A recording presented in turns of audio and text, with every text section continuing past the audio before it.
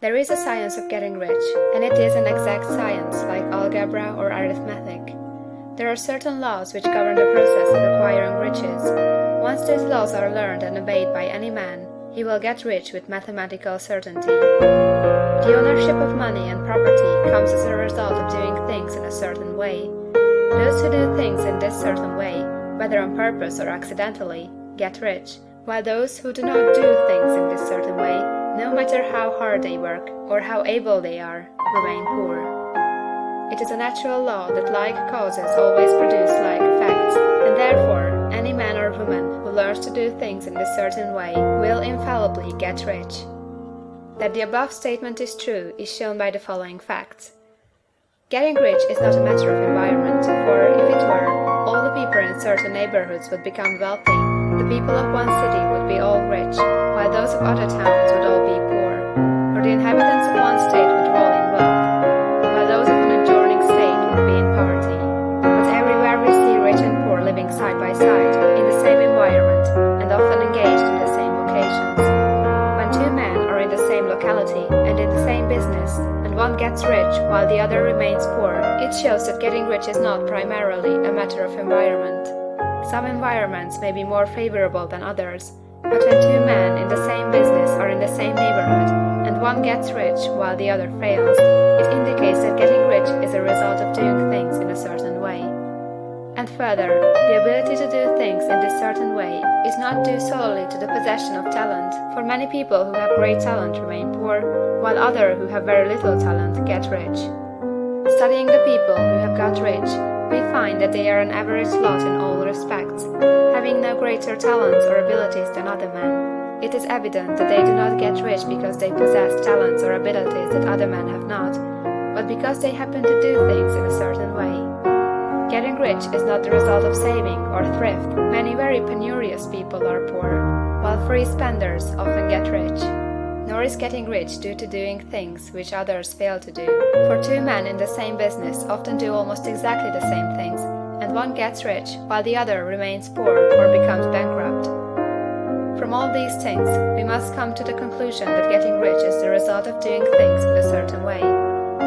If getting rich is the result of doing things in a certain way, and if like causes always produce like effects, then any man or woman who can do things in that way can become rich, and the whole matter is brought within the domain of exact science. The question arises here, whether this certain way may not be so difficult that only a few may follow it. This cannot be true, as we have seen, so far as natural ability is concerned. Talented people get rich, and blockheads get rich. Intellectually brilliant people get rich, and very stupid people get rich. Physically strong people get rich, and weak and sickly people get rich. Some degree of ability to think and understand is, of course, essential.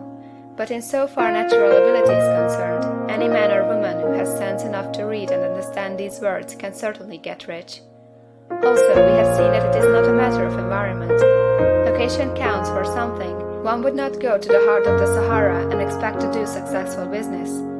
Getting rich involves the necessity of dealing with men, and of being where there are people to deal with. And if these people are inclined to deal in the way you want to deal, so much the better. But that is about as far as environment goes. If anybody else in your town can get rich, so can you. And if anybody else in your state can get rich, so can you. Again, it is not a matter of choosing some particular business or profession. People get rich in every business and in every profession, while their next-door neighbors on the same location remain in poverty. It is true that you will do best in a business which you like, and which is congenial to you. And if you have certain talents which are well developed, you will do best in a business which calls for the exercise of those talents. Also, you will do best in a business which is suited to your locality. An ice cream parlor would do better in a warm climate than in Greenland, and the salmon fishery would succeed better in the Northwest than in Florida, where there are no salmon. But, aside from these general limitations, getting rich is not dependent upon your engaging in some particular business, but upon your learning to do things in a certain way. If you are now in business and everybody else in your locality is getting rich in the same business while you are not getting rich, it is because you are not doing things in the same way that the other person is doing them. No one is prevented from getting rich by lack of capital. True, as you get capital, the increase becomes more easy and rapid, but one who has capital is already rich, and consider how to become so. No matter how poor you may be, if you begin to do things in a certain way, you will begin to get rich, and you will begin to have capital. The getting of capital is a part of the process of getting rich, and it is a part of the result which invariably follows the doing of things in a certain way. You may be the poorest man on the continent, and be deeply in debt. You may have neither friends, influence, nor resources, but if you begin to do things in this way, you must infallibly begin to get rich, for like causes must produce like effects. If you have no capital, you can get capital. If you are in the wrong business, you can get into the right business. If you are in the wrong location, you can go to the right location. And you can do so by beginning in your present business and in your present location to do things in a certain way which causes success.